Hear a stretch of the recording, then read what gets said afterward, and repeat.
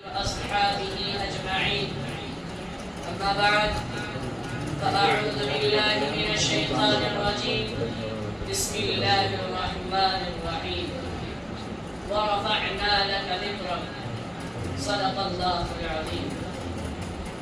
قابل قدر صدر جلسہ، آج کے اس باوقار پررونق اجلاس میں میرا موضوع سخن سیرت ختم رسول ہے۔ دوستو، دنیا میں کوئی فرد بشر ختم رسول صلی اللہ علیہ وسلم کی سیرت بیان کرنے کا حق ادا نہیں کر سکتا۔ حقیقت یہ ہے کہ ختم رسول کے جتنے کمالات و محاسن ہیں، ختم رسول کی جتنی عظمتیں، رفعتیں و بلندیاں ہیں، ان تک دنیا کی کسی انسان کی رسائی نہیں ہو سکتی۔ دنیا میں اردو اور عربی کے لغت میں کوئی ایسا لفظ ایجاد نہیں کیا گیا کہ جس لفظ میں ختم رسول کے کمالات کا احاطہ کیا گیا ہو۔ کمالات سارے پیچھے رہ گئے، الفاظ سارے پیچھے رہ گئے، معانی سارے پیچھے رہ گئے، محاورات سارے پیچھے رہ گئے، لغات ساری پیچھے رہ گئی، فصاحت و بلاغت ساری پیچھے رہ گئی، لیکن میرے اور آپ کے نبی، کائنات کے نبی، مشرق و مغرب کے نبی، شمال و جنوب کے نبی، انسان و جنات و فرشتوں کے نبی، عرش و فرش کے نبی حضرت محمد صلی اللہ علیہ وسلم آگے چلے گئے۔ ہر آدمی نے اپنے اپنے انداز میں نبی کی سیرت بیان کی ہے۔ 1400 سال گزر گئے، ابھی تک نبی کی سیرت کی سمندر کی گہرائی تک وہی پہنچ نہ سکا۔ دنیا میں انبیاء اکرام تو بہت آئے ہیں، لیکن جو بھی آئے ان کی سیرت کا آغاز ان کی پیدائش کے بعد ہوا۔ حضرت آدم علیہ السلام آئے، ان کی سیرت کا آغاز ان کی پیدائش کے بعد ہوا۔ حضرت عیسیٰ علیہ السلام آئے، ان کی سیرت کا آغاز ان کی پیدائش کے بعد ہوا۔ حضرت زکریا علیہ السلام آئے، ان کی سیرت کا آغاز ان کی پیدائش کے بعد ہوا۔ حضرت نوح علیہ السلام آئے، ان کی سیرت کا آغاز ان کی پیدائش کے بعد ہوا۔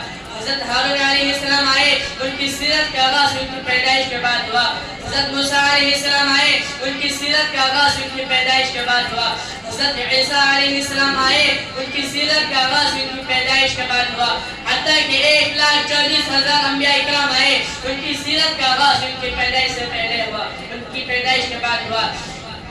لیکن میرے اور آپ کے آقا حضرت محمد صلی اللہ علیہ وسلم کی سیرت کا آغاز ان کی پیدائش سے پہلے ہوا۔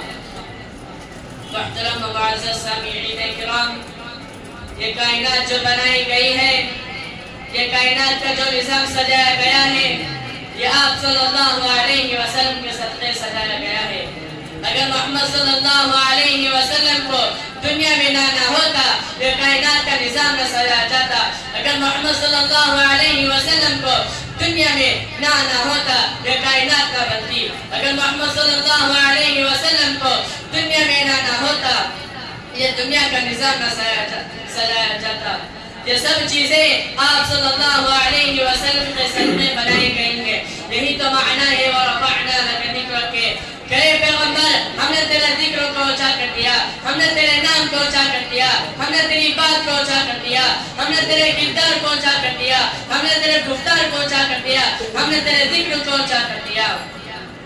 میرے دوستو، پیغمبر کا حسن جمال جس انداز سے جس قدر بھی بیان کیا جائے، حق ادا نہیں ہو سکتا۔ کمالات پر نظر ڈالی جائے تو پتہ چلتا ہے کہ ان کی آنکھیں وہ نگاہیں انقلاب ہیں کہ اگر ابو بکر پر اٹھی تو صدیق بن جائے، اگر عمر پر اٹھی تو قاتل سے عادل بن جائے، اگر عثمان پر اٹھی تو تاجر سے باحیا بن جائے، اگر ابو ہریرہ پر اٹھی تو حافظ الحدیث بن جائے، اگر عباس پر اٹھی تو مفسر قرآن بن جائے، اگر مسعود پر اٹھی تو محدث اعظم بن جائے، اگر بلال پر اٹھی تو جنت کا وارث بن جائے۔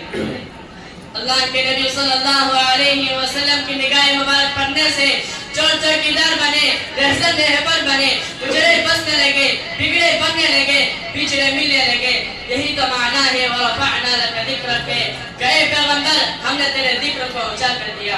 بس اللہ تعالیٰ سے دعا ہے کہ ہم تمام مسلمانوں کو آپ صلی اللہ علیہ وسلم کی سیرت پر اپنی زندگی گزارنے کی توفیق مرحمت فرمائے۔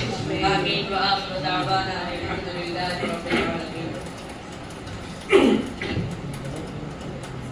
ماشاءاللہ، اس کے بعد